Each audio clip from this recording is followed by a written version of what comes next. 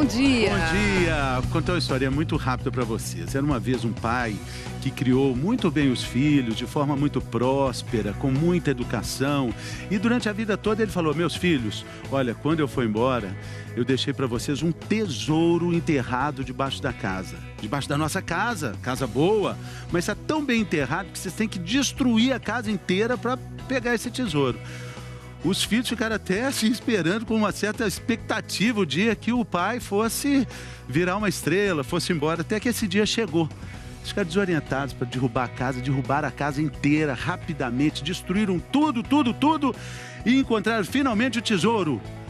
Abriram, tinha um papel escrito lá dentro, falando: meus filhos, o tesouro imenso é a informação. Eu fui embora, comigo foi todo o dinheiro, e vocês acabaram de destruir também a casa, foi embora a casa também. É hora de vocês construírem a casa de vocês, a história de vocês e a fortuna de vocês. Mãos à obra, o tesouro é a informação. O tesouro é a informação, Mariana. Entendeu? Você acha que eles ficaram felizes? Acho que não, mas eu acho que você vai ter um grande tesouro no programa de hoje, porque está cheio de informação. A primeira delas é que o verão está chegando, pois né? E olha só quem está voltando com tudo. É o mosquito transmissor da dengue, zika, chikungunya. A gente vai tirar suas dúvidas para você começar bem a temporada mais quente do ano. Por exemplo, você não sabe se já teve dengue, quer tomar vacina. E aí? A recomendação que se faz hoje no Brasil e a nota técnica da Anvisa é uma recomendação, não é uma obrigação, que o indivíduo, para ser vacinado, tem que fazer um teste antes e ser soro positivo para dengue. Com o calor também chega uma lista imensa de pragas urbanas, as baratas, os ratos, as formigas. Olha o rato aí! As formigas também. Nosso consultor, o infectologista Dr. Caio Rosenthal, vai falar sobre os riscos para a nossa saúde. Todos eles são vetores, que, ou seja, eles podem levar a uma contaminação do alimento e também transportar, né, essa doença ou esse micro-organismo para um outro alimento. E para quem vai viajar, Dr. Gessé Alves, que é presidente da Sociedade Brasileira de Medicina do Viajante, vai falar de doenças tropicais que podem afetar a nossa saúde. Você tem dúvida? Você vai viajar para onde, hein? Você sabe o que precisa levar na bagagem para se cuidar? Então despacha a sua pergunta aqui pela hashtag Você no Bem-Estar. Todo ano é a mesma coisa. O verão se aproxima e com ele volta a ameaça da dengue. O que fazer, já que a única vacina disponível para essa doença traz riscos? Quem vai explicar para a gente é a Michele Loreto. A nota emitida pela Anvisa foi um pedido do próprio laboratório da empresa que produz a vacina contra a dengue. Os dados ainda precisam de confirmação, mas o fabricante alerta para o risco. Quem nunca teve contato com o vírus da dengue pode desenvolver formas mais graves da doença. Foi um estudo totalmente voluntário e nós queríamos trazer a público essa informação para que todos tivessem ciência na hora de tomar uma decisão sobre vacinar ou não, conversasse com seu médico, sabendo que pode haver um potencial risco, é um risco potencial. Mas afinal, que risco é esse?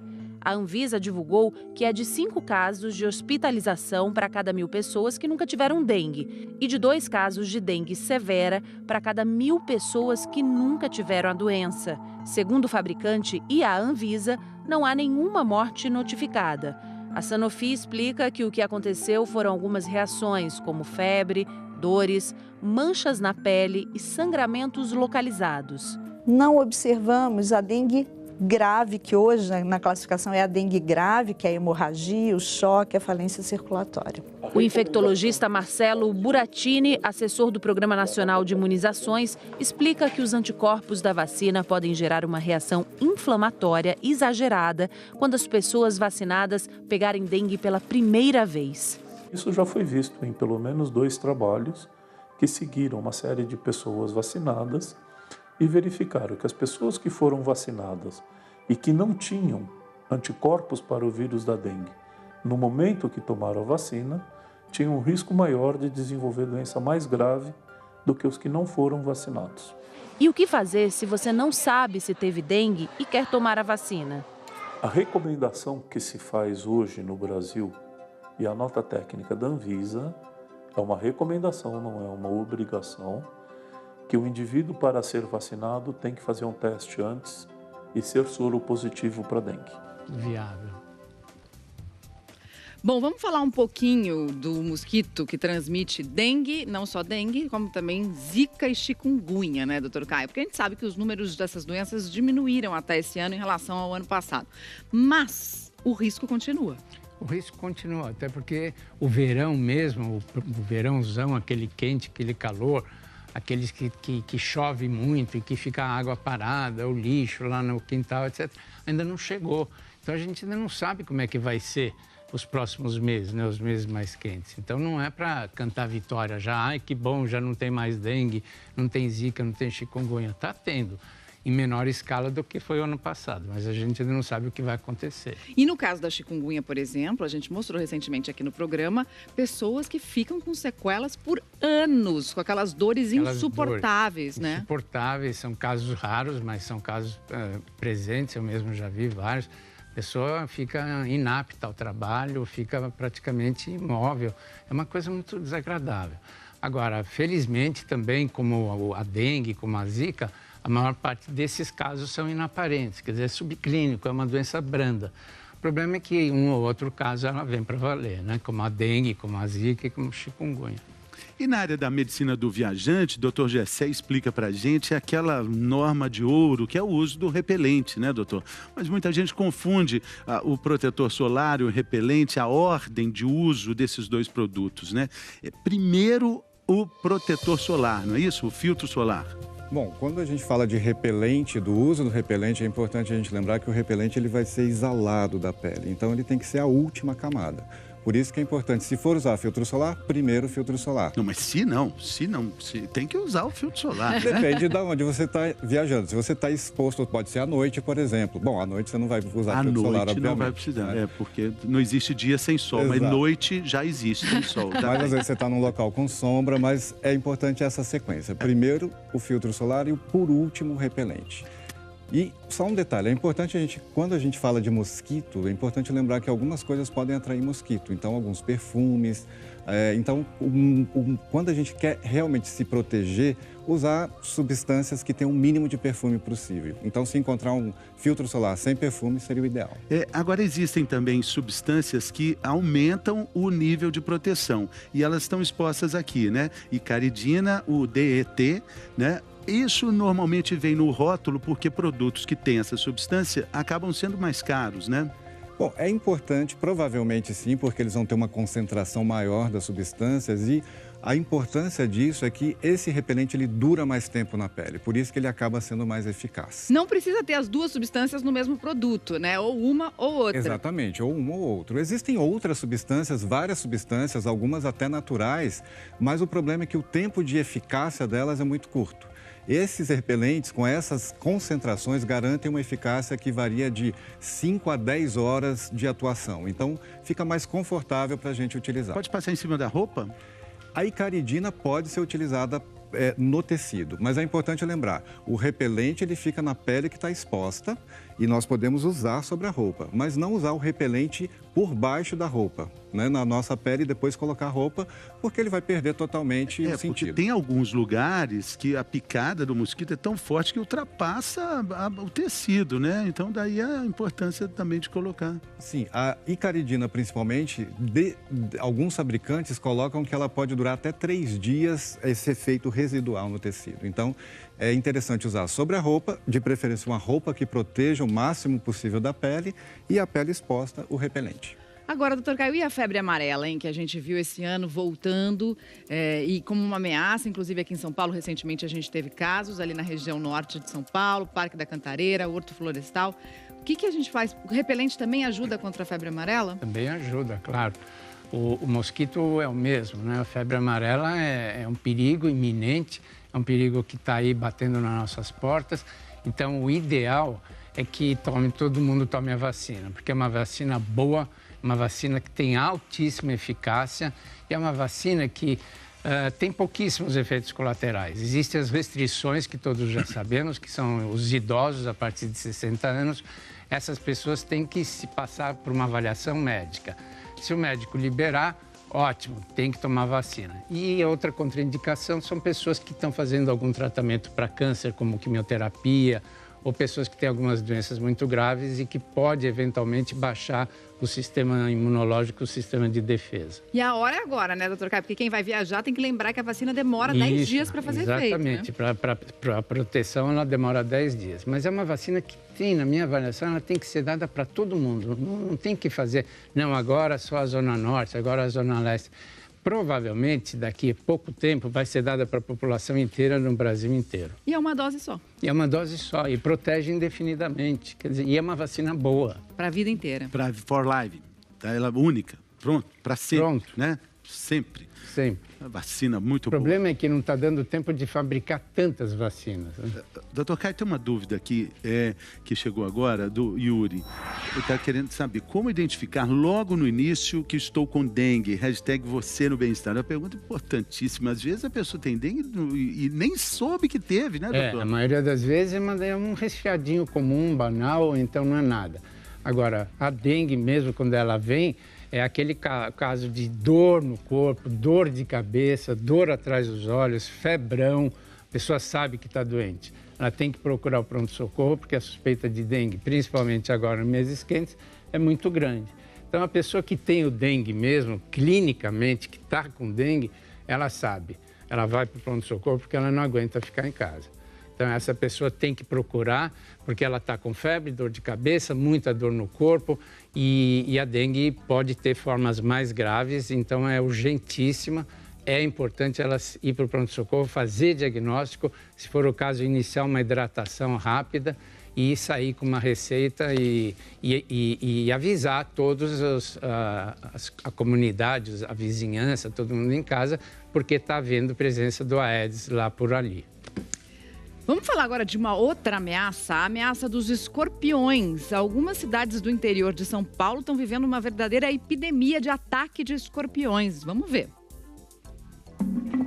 40 escorpiões foram encontrados nessa creche em Araraquara, no interior de São Paulo, no último mês. Os moradores levaram até uma galinha para ajudar a exterminar os animais. Os portões foram fechados e o local foi dedetizado. Mas novos escorpiões apareceram. As aulas foram suspensas e os 300 alunos transferidos para uma outra escola. A prefeitura limpou e dedetizou o local e a creche só volta a funcionar no ano que vem. Impressionante, né? Bom, daqui a pouquinho a gente vai falar de uma outra doença que também é transmitida por mosquitos, a leishmaniose. E ainda, como se proteger de outras pragas. Moscas, ratos, baratas. O que os restaurantes podem e devem fazer? A gente volta já já.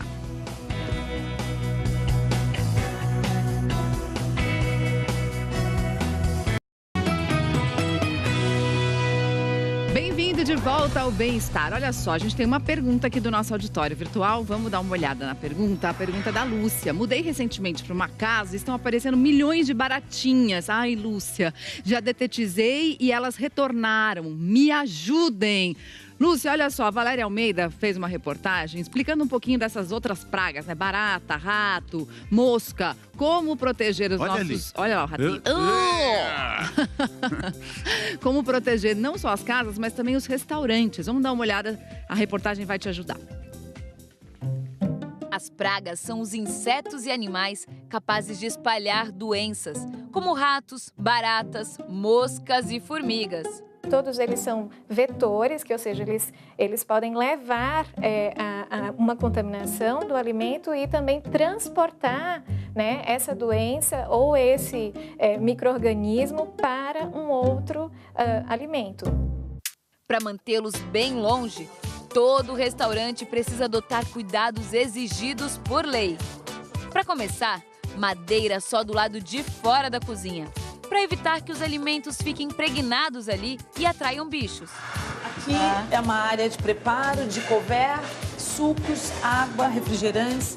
As superfícies desta área também são de aço inox, né, que é um material que é lavável, impermeável e facilita muito a higienização. Após o almoço, eles fazem uma limpeza e quando fecha a casa, que aí faz uma limpeza também geral para que a equipe da manhã já encontre a casa limpa. Isso minimiza odores, sujeiras, as pragas, então isso facilita muito. A higiene é fundamental, mas só isso não basta. É preciso criar barreiras físicas em todos os locais de acesso. Esse espaço do estoque eu tenho mola na porta. Não corre o risco de ficar aberta para nada passar. Vi que tem tela ali também, sempre telado, todas as aberturas sempre teladas com tela milimetrada. O que é recomendado é que essa tela seja milimetrada de 2 milímetros. Essa tela ela evita realmente qualquer tipo de praga voadora que adentre no estabelecimento. Os alimentos secos devem ficar armazenados em prateleiras fáceis de limpar e distantes do chão. Caixas de papelão não podem entrar. Os alimentos frescos, mesmo dentro de câmaras frias, devem ficar embalados. É preciso acondicionar todos os alimentos com tampa, né? Ou, no máximo, com um filme plástico e etiquetar quando que foi feita aquela produção. Lixo só do lado de fora do restaurante, em latas que isolem completamente. Esse restaurante criou uma câmara fria só para isso. Desse jeito, nenhum roedor ou inseto chega perto. A praga ela não se aproxima, é como se você criasse uma redoma de proteção no seu estabelecimento. Então, você vai fazer o controle preventivo e você vai manter as barreiras físicas em estado ok e também o controle químico mensal. Esse controle ou dedetização só deve ser feito por empresa especializada. Agora que a gente já conhece todo o processo, chegou a hora de provar um bom prato italiano. E sem, bom apetite! Muito bem. Agora, respondendo à pergunta da nossa telespectadora sobre as baratas, o Dr. Caio já falou aqui dessas 3 letrinhas, né? Essas 3 letras A, que significa uma preciosidade para as baratas, para as pragas, para os ratos, né? Para todos esses inimigos, né, doutor Caio? A água, o alimento e o abrigo, né? A barata, as formigas também, a gente não pode esquecer. Todo mundo acha que bonitinha a formiga. Não, a formiga, tanto quanto a barata, ela carrega bactérias. Então, por exemplo, se você vê barata, formiga no banheiro... E ela tem um abrigo. Ela tem o abrigo no banheiro. Ela tem água disponível. Tem água disponível e carrega, e vai espalhando, vai disseminando. E ela tem alimento. Né? Tem muitas cozinhas que são impossíveis praticamente de você eliminar a formiguinha, né? Essas formiguinhas, uma vez a gente até fez uma matéria aqui, muitas vezes elas ficam atrás dos azulejos da cozinha, né? Tem ninhos de formiga muitas vezes. Mas essas formigas, como as baratas, elas carregam bactérias, carregam vírus e podem, então, provocar intoxicações alimentares, etc. E não esquecer do rato. O rato para leptospirose. Então, o rato, ele urina na água, a gente entra em contato com essa água tem o bichinho da leptospirose, a espiroqueta, a leptospira, e provoca doença grave, com febre, hemorragia, parada de funcionamento dos rins. Então, rato, barata e formiga, nem pensar. Agora, também serve de informação para a nossa telespectadora, que falou que a casa está cheia de baratas, ela mudou há pouco tempo. Pode ser que o vizinho tenha feito a dedetização, tenha jogado um remédio, e as baratas fugiram para a casa do lado. Exatamente, né? E encontraram algum atrativo na casa, né? Então, a gente tem que manter sempre uma limpeza. Doutor Caio, vamos falar de leishmaniose também, que é uma ameaça de um outro tipo de mosquito, e quem vai explicar para a gente sobre o assunto é o Matheus Tarifa, lá de Presidente Prudente. Todos os dias, a dona Luzia olha uma das poucas lembranças que ficaram do netinho Brian. Ele morreu em maio deste ano, com apenas 8 meses de vida, depois de ficar 7 dias internado com leishmaniose visceral. Foi tudo de repente, foi dentro de uma semana. Guardei as roupinhas dele, o sapatinho dele, o berço, o carrinho dele, tudo na minha vizinha, para mim não ficar olhando, para mim não ficar só chorando. Brian morava com os pais em Panorama, a 50 quilômetros de Pacaembu. Este ano, já são 68 casos positivos de leishmaniose em cães no município. A Prefeitura de Panorama disse que desde 2016 realiza um trabalho de prevenção e combate à doença. A leishmaniose mata 90% dos pacientes quando não há um tratamento adequado. Inclusive, especialistas estão tratando a leishmaniose como o novo pesadelo da saúde pública no Brasil. A leishmaniose era uma doença que ocorria apenas no Nordeste e Norte de Minas, mas já está na maioria dos estados brasileiros. No Sul, onde chegou em 2007, está presente inclusive em capitais, como Porto Alegre e Florianópolis. Nesses locais, ocorre uma situação que intriga os cientistas. Nas duas cidades, não existe a espécie de inseto que transmite a doença. Então, é uma possibilidade que nós tenhamos outras espécies, e eu acredito nisso, estejam fazendo a transmissão nesses locais novos, vamos dizer assim, de transmissão da leishmaniose visceral humana. O mosquito palha, principal transmissor da doença, se aproveita de ambientes escuros e úmidos para se proliferar. Por isso, medidas de controle ajudam a impedir o crescimento da espécie. São elas: limpeza periódica dos quintais, dar um destino correto ao lixo. Quem tem animais domésticos precisa deixar os abrigos deles bem limpos e também evitar que fiquem na rua. Uma vacina anti-leishmaniose visceral canina já é vendida no Brasil, mas ainda não existem estudos que comprovem sua efetividade na incidência da doença em humanos. O coordenador do Centro de Controle de Zoonose de Presidente Prudente, principal cidade na região de Panorama e Pacaembu, explica que o medicamento liberado pelo Ministério da Saúde e Agricultura é uma novidade interessante, mas que não resolve todos os problemas. Esse tratamento ele não leva à cura do animal. Ele só diminui a carga parasitária, ou seja, na teoria o animal não vai se tornar reservatório para ter o risco do mosquito se contaminar e propagar a doença. Bom, você já ouviu falar de paracoco? É um nome assim, diferente para uma doença muito séria. Na verdade, é um fungo que fica na poeira. É comum nas cidades pequenas, mas agora está chegando também nas grandes cidades. A gente vai falar sobre isso daqui a pouco, depois do intervalo. Rapidinho a gente volta.